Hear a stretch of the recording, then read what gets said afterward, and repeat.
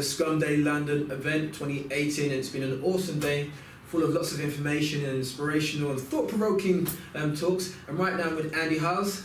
Hello, how you doing? I'm very good, thank awesome, you. great stuff. So, as you know, if you watch some of my previous videos, sometimes I can make a right mess about introducing people. So I'm going to let Andy introduce himself because he knows himself best. So, tell us a bit about yourself. So I'm a professional Scrum trainer at Scrum.org. God, I've been doing Scrum-y type stuff for many a year. Yep. My passion is very much in the team space. Okay. And very much with people.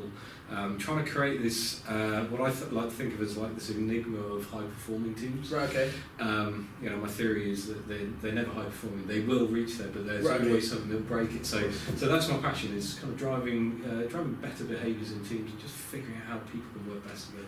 And how are you finding that? So I go into organisations, and you might be able to speak to this too, and it's like they see Scrum and Agile as this thing. Therefore, you're supposed to just put it on people. And then when you start talking about actually, there's the behaviours, there's the mindset, there's all this great stuff that we need to create from a systems thinking point of view to help your teams perform better. And then after a few investments, and they start seeing the money signs going up, it's like, nah, I don't want this. Just give us the Scrum. Just give us Agile. Well, it's different layers, right? So senior layers just see the thing. Great senior layers will see the culture and the behaviours that go with the thing, but ultimately the majority of those senior layers want the when, right, and the money, and they have to kind of pay that back so much. At a team level, when you're dealing with teams of people actually in the creation zone, they see it very much as a kind of an anti-pattern of some delivery method that came out from a project management thing. And it's often there is the hardest thing to kind of coach in, where you're trying to get teams of people to think for themselves and trying to awaken their minds in, we actually own this stuff and we can make whatever direction choices we want. But again, you can put that in front of them, but without the support, it's very difficult. So you need that kind of real top to bottom cultural engagement side, regardless of what approach you take. You can talk Scrum, you can talk anything, of course. But you need that cultural engagement, you need that kind of solid base layer of what a team is, how a team functions, and how people can best work. Of course. So bearing in mind, it's interesting to hear you talk about choice. Just did an interview with Dave West and Alan Brown, and we started talking about the implications of new technologies and what that might mean in terms of the world. Could it be a good thing? Could it be a bad thing? And Dave was talking about the fact that we have choices, right? You're talking about choice there. So in your context, in your mind, I mean, when you say choice, what does it mean? If I'm constrained by my system, what choices do I really have? Yeah, I mean, it's empowering, right? So there are different dynamics which influence your choices you have, right? So there's what I like a lot and read a lot about is personal motivation. Good. What drives us, yes. Okay? And how different approaches to motivation can inspire people to make a change. So there's kind of like core beliefs that come into that, and what people feel they can do versus what actually the environment around them can allow that to happen. Funnily enough, actually the environment around you is far more open and free than you believe.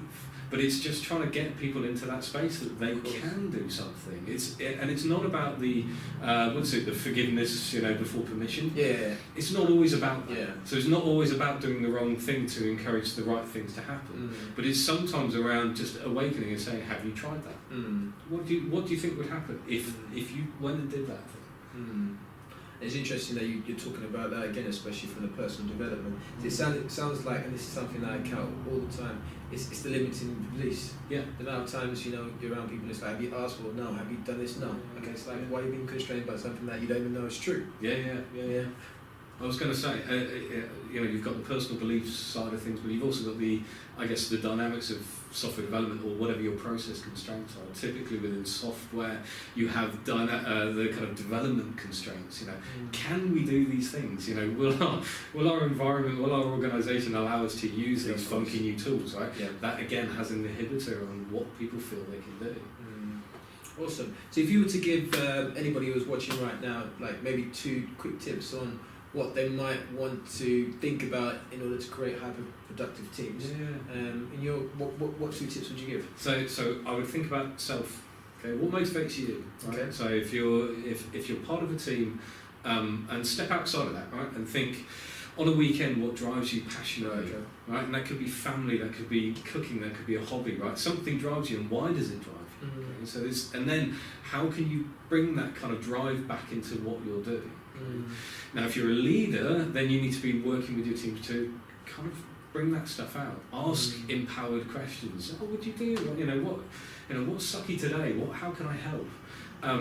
So my advice would be, firstly, look within, right? Okay. For both leaders and part of the teams, right? What is driving us in there? It's almost that kind of motivation, right? Autonomy, mastery, purpose, Yeah, of course. but it does sit there. Yeah. My second bit of advice would be think about the flow, and I'm talking a lot about flow at the moment, and, Right. Okay. and thinking about, again, it's personal flow. Right? How do I get things done? How do I ensure things are done personally in my life? Okay. What is my thought process like? Okay, and then how do I drive that into leader as a team or personally within my team? Maybe I could do work slightly differently to actually figure out a different path. It's good to actually hear you expand on that flow, because obviously for a lot of people watching this right now, you might be working in organisations in an agile context. When we start thinking about flow, it tends to, especially from a Kanban point, talking about flow of work. But I like the way you put it in. It's more personal, right? It's the flow.